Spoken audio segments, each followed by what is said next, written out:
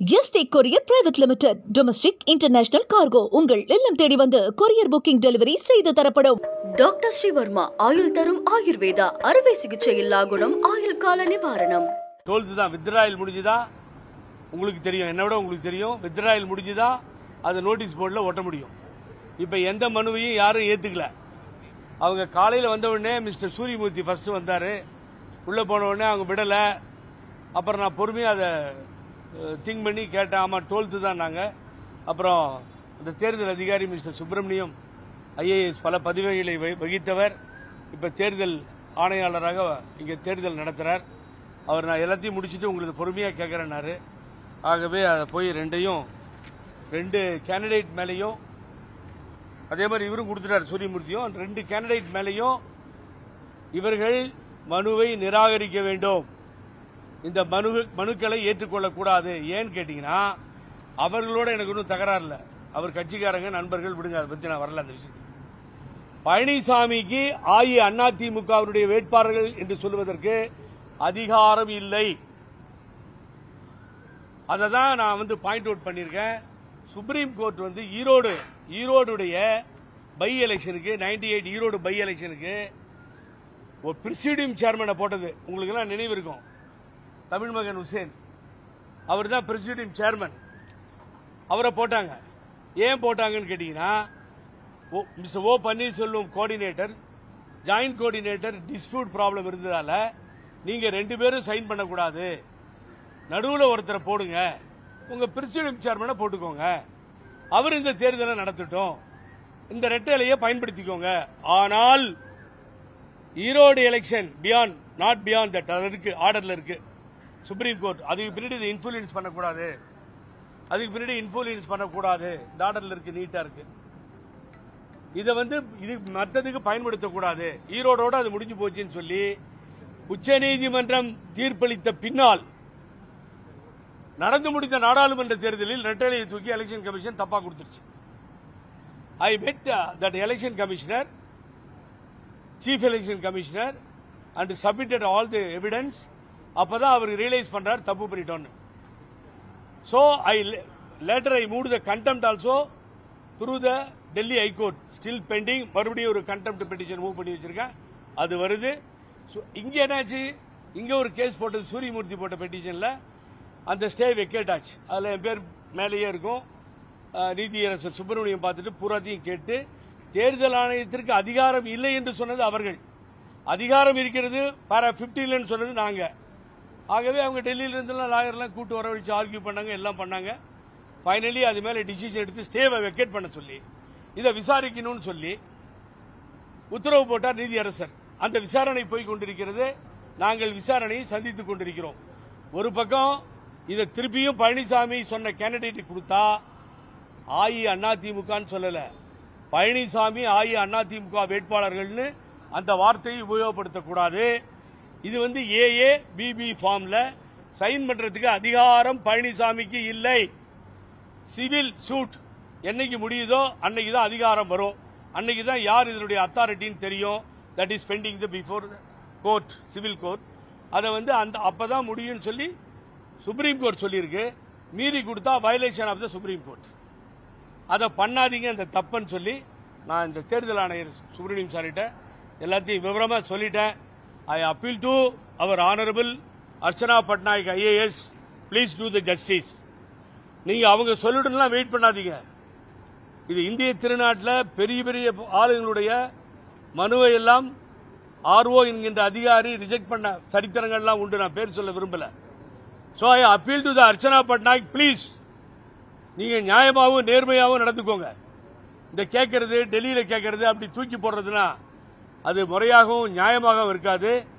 எங்களை அவமானப்படுத்தினா பரவாயில்ல, நாங்க அவமானப்பட தயார். உச்ச நீதிமன்றத்தையே அவமானப்படுத்தினால்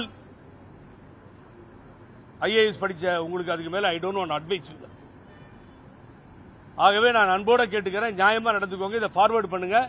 12th தான் இந்த ரிசல்ட் வரும். அந்த 12th நல்ல முடிவா இருக்கணும். Palaniswami have no authority to sign the AA BB forms. இதுதான் இந்திய இது எவிடன்ஸோட உள்ள கொடுத்துருக்கோம் சார். எஸ், எதுக்கு சைன்ல கையெழுத்து வேணும்? சார் யுவர் சீயிங் ஒரு ஒரு ஒரு எம்எல்ஏ நிக்கிறாருன்னா 34 எம்எல்ஏ ஒரு ராஜ்யசபா எம்பி நிற்கும் பொழுது தேர்ந்தெடுக்கிறதுக்கு வேணும். அதனால உங்க மனுவில் யார் போட்டா அந்த கேஸ் இல்லை, இந்த கேஸ் என்கிட்ட எம்எல்ஏவா இருக்காங்க, நான் சொன்னா இல்லையா? அது கிடையாது case. That is not the case. Who is the boss? யார் இந்த கட்சியினுடைய நடத்திட்டு போகக்கூடிய பொதுச் செயலாளரோ வாட் எவர் மேபி ஒருங்கிணைப்பாளரோ ஓபிஎஸ்ஆ இபிஎஸ்ஆன்னு பெண்டிங் நிக்குது. அந்த பாயிண்ட் தான் நான் எடுத்து பேசிட்டு சார். 100% இந்த கட்சியினுடைய கொள்கை பரப்பு செயலாளர். அந்த பிரபாண்டா சபரேட்டி ஆஃப் த பார்ட்டி அதை சைன் பண்ணி ஓபிஎஸ் ஒருங்கிணைப்பாளராக இருக்கும் பொழுது கொடுத்தாரு. அவங்க 2 பேருக்கு தகராறு அவங்க எடுத்தாங்கன்னா ஐ டோன்ட் அக்செப்ட். நான் சொல்றேன் பழனிசாமி மெம்பர் இல்ல கட்சியில. Will you accept? ஈரோடு இடைத்தேர்தலை புறக்கணிச்சாங்கல்ல, அதற்கு அவருக்கு கையெழுத்து போடுவதற்கான அதிகாரம் இல்லைங்கிற ஒரு காரணத்துக்காக இதை புறக்கணிச்சாங்க. ஆமா சார், அதை ஓபிஎஸ் அண்ணனும் போடக்கூடாது, பழனிசாமியும் போடக்கூடாதுன்னு தான் ஈரோடு எலெக்ஷன்ல சுப்ரீம் கோர்ட் டெம்பரவரி அரேஞ்ச்மெண்ட்ஸா அதை வந்து அனௌன்ஸ் பண்ணி இதுக்கு மாத்திரம் இதை பயன்படுத்திக்கோங்க, இதை தப்பா யூஸ் பண்ணாதீங்கன்னு சுப்ரீம் கோர்ட் சொல்லியிருக்கு. நான் எல்லாம் ஃபுல்லு ஆமா நிச்சயமாக இப்பதான் நீங்க பாயிண்ட் வந்தீங்க. Correct, you are correct. அந்த காரணமே பழனிசாமி இந்த ரிஸ்க் எடுக்க வேண்டாம் அப்படின்னு தான் விக்கிரவாண்டியும் ஈரோடு செகண்ட் டைம் நடந்த எலெக்ஷனையும் புறக்கணிச்சார். இந்த பிரச்சனை சிம்பிள் பிரச்சனை வரும், இதுல மாட்டக்கூடாதுன்னு சொல்லி. இங்க சிம்பிள் இல்ல, இங்க அத்தாரிட்டி பிரச்சனை. The two difference. இங்க அத்தாரிட்டி யாருன்றது பிரச்சனை. அதோட தான் ஃபைட் பண்ணிட்டு இருக்கோம். சப்போஸ் தூக்கி இந்த எலெக்ஷன் கமிஷன் கொடுத்துக்கிட்டே இருக்கேன்னு வச்சுக்கோங்க, அப்புறம் எதுக்கு இந்த என்கொயரியை கண்டக்ட் பண்ணோம்? தட் இஸ் அதுக்கு தான் இப்படி ஓடாடி வந்து கம்ப்ளைண்ட் நம்ம கொடுத்து ஃபைட் பண்ணிட்டு இருக்கோம். கமிஷன் வந்து எந்த ஒரு பதவியும் அவரை போட்டு அனுப்பல. இது வெரி வெரி இம்பார்ட்டன்ட் பாயிண்ட சொன்னார். என்னன்னு கேட்டீங்கன்னா, எங்கேயாவது ஒரு இடத்துல பழனிசாமி பொதுச் செயலாளர்னு சொல்லியிருந்தா நான் தயவு செஞ்சு எல்லாத்தையும் நாங்க வாபஸ் வாங்கிட்டு போறோம். எலெக்ஷன் கமிஷன் எங்கேயாவது பழனிசாமி பொதுச் செயலாளர்னு சொல்லியிருந்தா எல்லாத்தையும் வாபஸ் வாங்கிட்டு வெளியே போறேன். கூட கஜேந்திரன் இருக்கார், சூரியமூர்த்தி இருக்கார், வக்கீல்கள் இருக்காங்க, எல்லாரும் இருக்கும். திரும்பி நான் ஆர்கியூ பண்ணவே மாட்டேன். எங்கேயுமே எலெக்ஷன் கமிஷன் சொல்லல, இவரே சொல்லுகிறார். இவர் சொல்றத இவர் பிரசையும் ஏமாத்துறார், மக்களையும் ஏமாத்துறார். இவர் தான் பொதுச் செயலாளர் சொல்லுகிறார். அது கண்டினியூ ஆயிடக்கூடாது, தப்பு நடந்துடக்கூடாதுன்னு சொல்லி தான் இங்க வந்து அப்செக்ஷன் பண்ணிருக்கோம். we will wait and see 12th என்ன நடக்குது. அதர்வைஸ்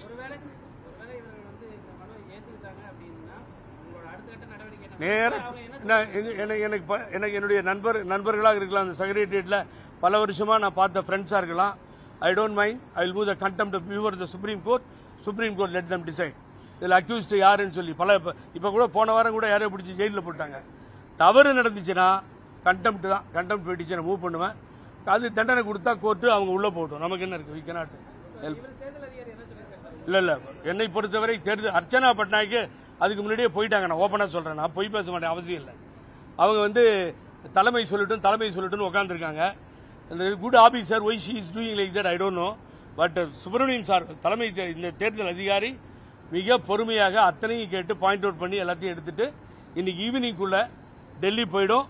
நல்ல முடிவு எடுக்கிறோம் சார். அது என்ன அவங்க சொல்றாங்களோ நியாயமா எல்லாம் கன்சல்ட் பண்ணி 12th தான் நாங்கள் அறிவிப்போம். ஏன் நீங்க அதுக்குள்ள அவசரப்படுறீங்க? கவலைப்படாதீங்க, அது என்னவோ நியாயம். நாங்கள் நியாயம் தான் வேணும் எனக்கு. I need justice, not more then that. எனக்கு தொடர்ச்சியா நீங்க எடப்பாடி பழனிசாமிக்கு எதிராகவே செயல்பட காரணம் என்ன சார்? இல்ல, எடப்பாடி பழனிசாமி அரசியலில் இருந்து வீட்டுக்கு அனுப்பி அந்த தலைமையை ஒழிச்சு வேற யாராவது ஒரு நல்ல தலைமை ஏற்படுற வரைக்கும் இதுதான் எனது புரட்சி பயணமா இருக்கு. இல்ல சார், அவரை வந்து பொதுச் செயலாளரா கட்சிக்காரங்க எல்லாருமே ஏத்துக்கிட்டாங்க. எந்த கட்சி? தனிப்பட்ட நபரா வந்து கட்சிக்குள்ள குழப்பம் இல்ல நான் குழப்பவாதி தான். இவர் கரெக்ட். இந்த ட்ரபிள். இந்த பொதுக்குழு தூக்கி குப்பையில போடுங்க. புரட்சி தலைவர் எம்ஜிஆர் அதான் பண்ணாரு. பொதுக்குழு ஒத்துக்கலையா அவரு போடா அப்படின்ட்டு வெளியே போய் மக்கள்கிட்ட போனாரு. நாங்க பண்ற தப்பே இந்த சட்ட போராட்டம் தான், மக்கள்கிட்ட போகணும். நான் எந்த மக்கள் பழனிசாமி ஏத்துக்கிட்டாங்க? நகராட்சியில் 0, பேரூராட்சியில் 0, மாநகராட்சியில் 0. எலெக்ஷன் பை எலெக்ஷன்ல 4-5,000 ஓட்டுல ஈரோடுல டெபாசிட் தப்பிச்சது. எதுலயாவது ஒரு இடத்துல ஜெயிச்சிருக்கார் பழனிசாமின்னு சொல்லுங்க. நான் பேசல. தோல்வியே துணை போய்கிட்டே இருக்கு. தோல்விகளை தழுவிக்கிட்டே இருக்க பழனிசாமி தலைமை வேண்டுமா? சாதாரண ஆள் கூட முதலமைச்சர் ஆகலாம் நான் ஆயிட்டேன் அப்படின்னு சொல்ற இறங்குங்க. ஒரு பொதுவான ஆள் அங்க கொண்டு வந்து வைங்க, அவங்க நடத்திட்டு போட்டோம். சார் சூழ்நிலை எப்படி சார் இருக்கு? நீங்க விஜய் ஒரு பக்கம் வந்துட்டாரு, ஒரு பக்கம் திமுக கூட்டணி ஸ்ட்ராங்கா இருக்கு. இங்க 4-5 நாங்க அடிச்சிட்டீங்கன்னா எப்படி சார்? மக்களும் தொண்டர்களும் ஒற்றுமையா போங்கன்னு சொல்றாரு சார். ஏன் சார் இறங்கி வர மாட்டேன் சார்? இன்னும் ஓப்பனா சொல்றேன் சார், அவரே கூட தலைமை வச்சுக்கிட்டு சார் இதை வந்து சின்னமாகட்டியும் ஓபிஎஸ்டியும் எல்லாரையும் கூட்டு உட்கார வச்சு பேசி அவரே இருந்துட்டு போறாருங்க போட்டோம் அப்படின்னு சொல்ல நான் தயார் சார். ஆனா யாரையுமே சேர்க்க மாட்டோம். உகாண்டா அதிபர், நீங்க வந்து சைனால இருந்து வந்திருக்கீங்க, நீங்க ஜப்பான்ல இருந்து வந்திருக்கீங்க, நீங்க வந்து கொரியால இருந்து வந்திருக்கீங்க, நான் ஒருத்தன் தான் விவசாயினுடைய மகன், இந்த நாட்டை ஆள பிறந்தவன். என்ன யார் போட்ட பிச்சை? மக்கள் போட்டதா? மக்கள் மத்தியில் ஜெயிச்சாதான் சார் அரசியல். இந்த பொதுக்குழுவில் செயற்குழு குப்பையில போடுத்தார். கவலை மெயினா இதை எழுப்ப வேண்டியவர் ஓபிஎஸ். அவர் தான் இணை ஒருங்கிணைப்பாளராக செயல்பட்டவர். அவரே இந்த கேள்வி கேட்க மாட்டேங்கிறாரு. சிவில் டிஸ்பியூட் பெண்டிங் இல்ல, கோர்ட்ல தானே இருக்கு. கரெக்ட். இப்ப நீங்க வந்து அப்ஜெக்ஷன் தெரிவிக்கிறீங்க ராஜ்யசபா சீட்டுக்கு. ஆமா, போன முறை 2 பேரும் சேர்ந்து தான் சைன் பண்ணி தான் தர்மர் எல்லாரும் ஜெயிச்சாங்க. இந்த முறை அவர் அப்ஜெக்ஷன் அப்ஜெக்ஷன் என்கிட்டயே டைரக்டா நடுவில் ஒரு நாள் போன்ல பேசினாரு. நான் அப்ஜெக்ஷன் எலெக்ஷன் கமிஷனுக்கு அனுப்புறேன்னு சொல்லி அந்த லாயரோட என்னோட கிளாரிஃபை பண்ண சொன்னாரு. நான் கிளாரிஃபை பண்ணிருக்கேன். இல்ல அவர் ஓபிஎஸ் சார்பில் மனு இருக்கா? இல்ல அவரே பண்ணிருக்காரு சார், எனக்கு தெரியும். அவரே என்கிட்ட சொன்னார். இல்ல அவர்கிட்ட கேட்கணும். He was spoken. என்கிட்ட சொன்னாரு, அண்ணா இது மாதிரி பண்ணணும், இது என் லாயரோட பேசுங்கன்னாரு. நான் பேசினேன். It is fact. I am telling you. போயிருக்கு. ஆனா வந்து மனு சப்மிட் பண்ணலன்றதா நான் எலெக்ஷன் கமிஷன்ல கேஸ் பெண்டிங் அது சொல்லிட்டேன். அந்த கேஸ் வந்து அட்டெண்ட் பண்ணிட்டு இருக்காங்களே, எலெக்ஷன் கமிஷன் கேஸ் அது அட்டெண்ட் பண்றாங்க சார். இப்ப இந்த ராஜ்யசபா விவகாரம் தான் நீங்க இப்ப மெயினா இங்க தலைமைச் செயலகம் வந்து ஒரு நீங்க சொன்ன மாதிரி தர்மர் ராஜ்யசபா எலெக்ஷன்ல தான் இந்த பிரச்சனை ஸ்டார்ட் ஆச்சு. ஒரு நல்ல மனுஷன் தர்மர்னு அதை தூக்கி அவர்கிட்ட கொடுத்தாரு. அப்பதான் இது உடைஞ்சது, இந்த பிரச்சனையெல்லாம் ஆச்சு. நான் நினைக்கிறேன் இந்த ராஜ்யசபா தேர்தலையாவது நியாயம் கிடைச்சிடும் நினைக்கிறேன். பாப்போம். ஒவ்வொரு ராஜ்யசபா தேர்தலும் சரித்திரமா மாறுது. இது ஒரு சரித்திரமா மாறுது.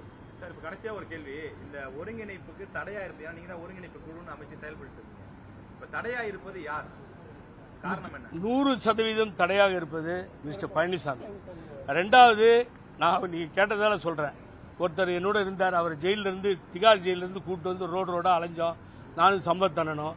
நான் என்ன சொல்றேன், அவருக்கு அவர் ஒரு கட்சி நடத்திட்டு இருக்காரு அமமுகன்னு. காலையில் போய் சின்னம்மாவை பார்க்கட்டும், நாளைக்கு போய் மீட் பண்ண சொல்லுங்க ஒரு 10-11 மணிக்கு. அவங்களும் இவரும் முதல்ல பேசிட்டோம். நான் ஈவினிங் உள்ள ஓபிஎஸ் அண்ணனை கூட்டு வந்துடுறேன். வேலை முடிஞ்சிடும். யார் 2 பேர் சந்திக்கணும்? அதான் இந்த அமமுக பொதுச்செயலாளர் ஒருத்தர் சொன்னேன். நான் பேர் சொல்றது. அதனால நீங்க சொல்லுங்க. சசிகலா அவர்களும் முதல்ல சந்திக்கணும். ரெண்டாவது அதுக்கு அடுத்தது ஓபிஎஸ் அண்ணனை கூட்டுறது என்னோட பொறுப்பு. நாங்கெல்லாம் இருக்கோம். இந்த கேஸ் போட எல்லாரும் வித்ரா பண்ணிட்டு கட்சியை நல்லபடியா கொண்டு வந்துருவோம். இதை பண்ணுவோமே. டிடிவி அவர்களும் சசிகலா அவர்களும் சந்திக்காம பேசாம இருப்பதற்கான காரணம் என்ன சார்? அவங்கள இல்ல சார் கேட்கணும். நான் எனக்கு சம்பந்தப்பட்டதுன்னு சொல்லிடுவேன். நீங்க எங்கிட்ட கேட்டீங்கன்னா நீங்க தான் ஒருங்கிணைப்பு குழுல இருக்கீங்க சார். ஒருங்கிணைப்பு குழு மாத்திரம் இல்ல, 11 ஆண்டு காலம் புரட்சி தலைவி அம்மா வழக்குக்காக சுத்தி ஓஞ்சி எல்லாம் என் பிணை சொத்துக்கள் எல்லாம் கொடுத்தவன். அதுக்கு பின்னாடி தினகரனை ஜெயில இருந்து கொண்டு வரதுக்கு திகார்ல இருந்து இங்க கூட்டு வந்து தமிழ்நாடு பூரா 30 இடத்துல கூட்டம் போட்டவன். யார்கிட்டையும் 10 பைசா கை நீட்டி வாங்கின ஆள் இல்ல புகழேந்தி. ஆகவே நீங்க சொல்றது கரெக்ட் தான். ஆனா பர்சனலா அவங்களுக்குள்ள தகராறு அவங்க தான் சால்வ் பண்ணிக்கணும்.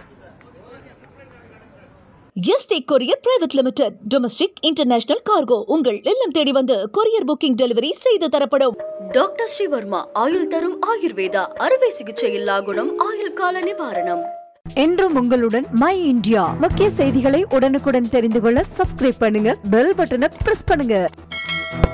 என்றும் உங்களுடன் மை இந்தியா.